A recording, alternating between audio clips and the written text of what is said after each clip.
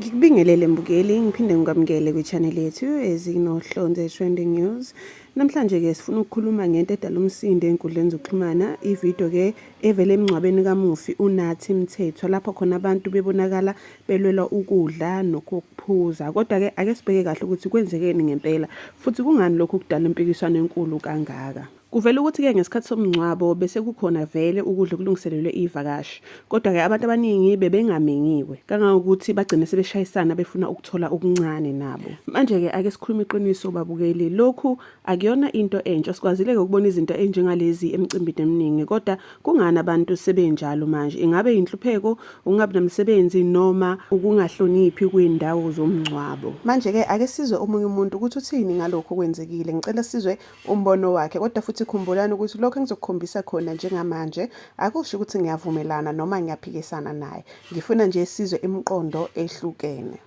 Kodwa manje uma usuphenduka impisi umathatha ngesamba emngcwabeni, ithi ke leyo nto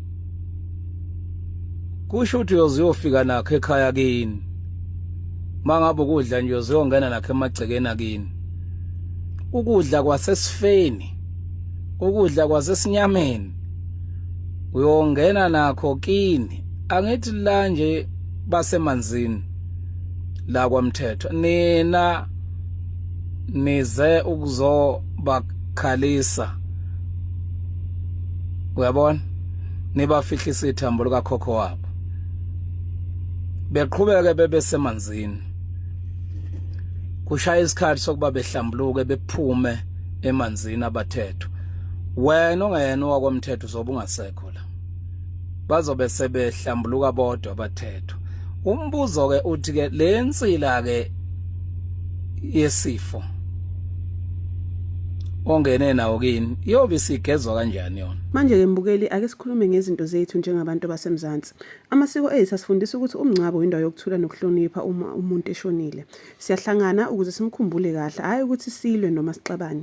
Kodwa manje kenzeke sibone izinto ezifana nalezi, abantu belwela ukudla bephushana bekhala, ngoba phela amasiko asifundisa ukuthi uma kunomngcwabo umuntu kufanele ayiphathe kahle, agcine isithunzi somndeni kamufi futhi ahloniphe indawo. Kodwa sengathi sekushintshile, abantu sebefuna izinto eziphathekayo kunokukhumbula lo oshonile. Mhlawumbe lokhu kusikhombisa ukuthi abantu abaningi basalambile, basenkingeni, kodwa akusho ukuthi kufanele silahle amasiko ethu.